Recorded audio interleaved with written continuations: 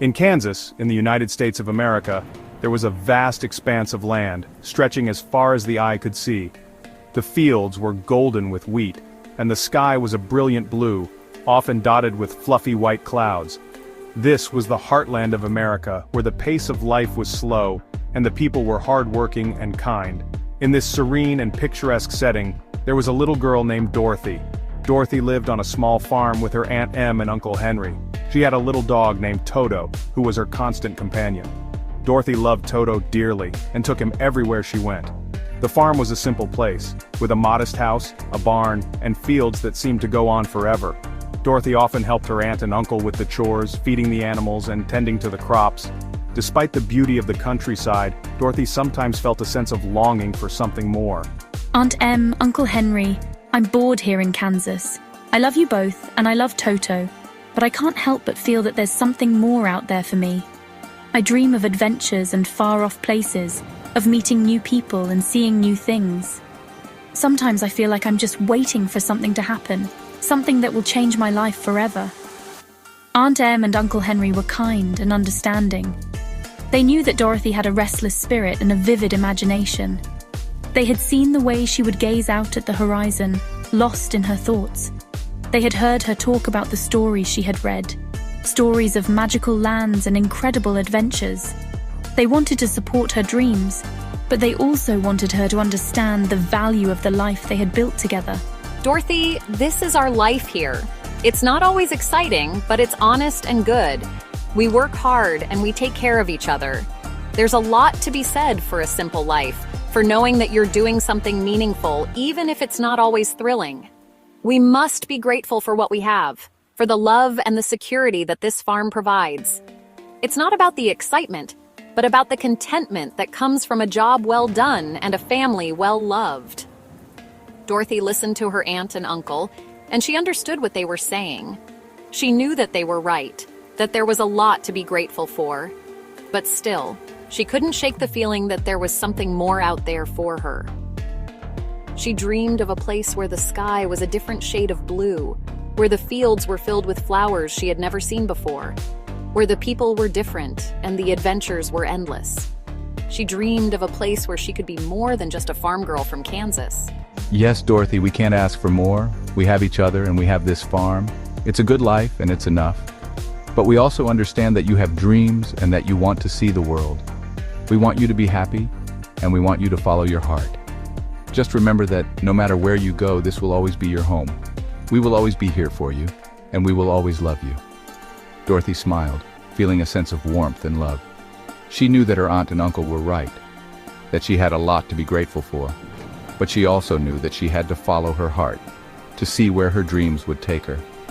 And so, with Toto by her side, she began to imagine the adventures that awaited her, the places she would go, and the people she would meet. She knew that her journey was just beginning, and she was ready for whatever came next.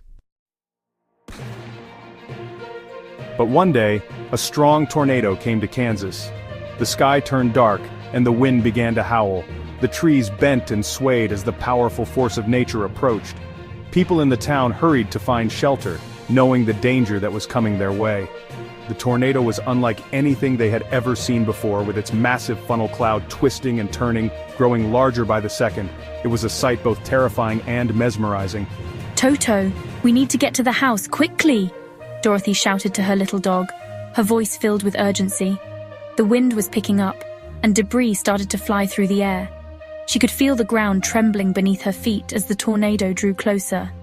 Dorothy knew they had to move fast if they were going to make it to safety. She scooped Toto into her arms and ran as fast as she could towards the house, her heart pounding in her chest. Dorothy and Toto ran to the house, their legs moving as quickly as they could. The wind was so strong that it felt like it might lift them off the ground at any moment. They could hear the roar of the tornado behind them, a sound like a freight train barreling down the tracks. Dorothy's only thought was to get inside and find a safe place to hide. She reached the door and flung it open, rushing inside with Toto clutched tightly in her arms. But the tornado took the house. The entire structure shuddered and groaned as the powerful winds lifted it off its foundation.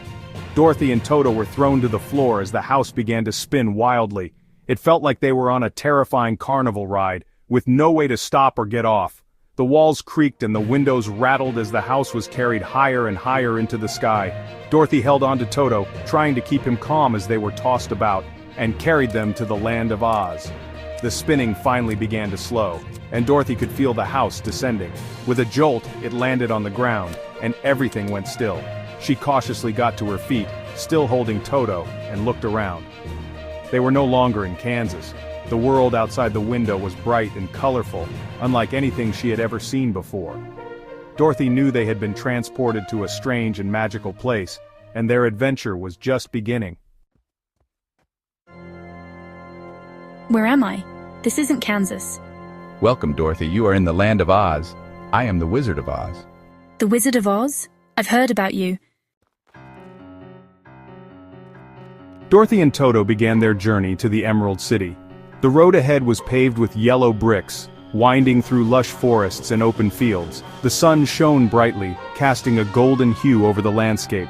Dorothy, with Toto trotting beside her, felt a mix of excitement and apprehension. She had heard many tales about the Emerald City and the great wizard who resided there. Her heart was set on finding him, for she believed he could help her return home to Kansas. As they walked, the sounds of chirping birds and rustling leaves filled the air, creating a symphony of nature that accompanied their steps. Along the way, they encountered various characters, each with their own unique story and quest. The first was the Tin Man, who stood motionless in the middle of the forest. His metallic body glinted in the sunlight, and his expression was one of longing. Dorothy approached him cautiously, her curiosity piqued. "Hello, Tin Man," she greeted. "What brings you here?" The Tin Man's eyes seemed to light up at the sound of her voice.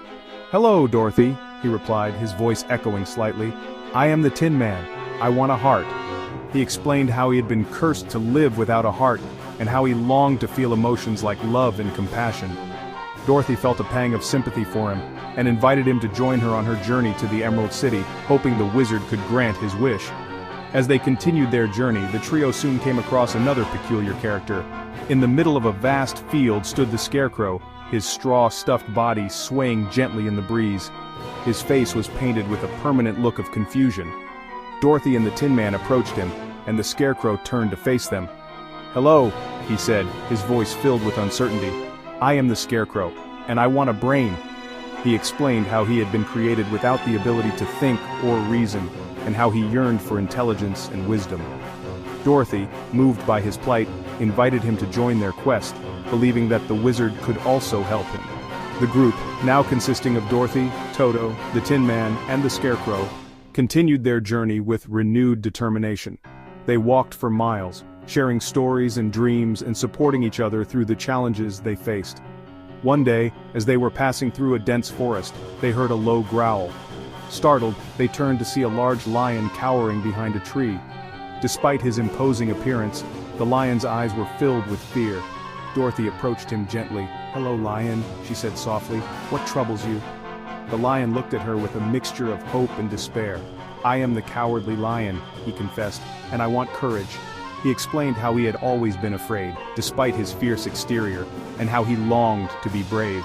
Dorothy, touched by his honesty, invited him to join their journey, believing that the wizard could grant his wish as well.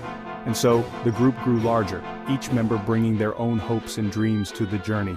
Together they faced numerous obstacles, from treacherous paths to dark forests, but their bond grew stronger with each challenge.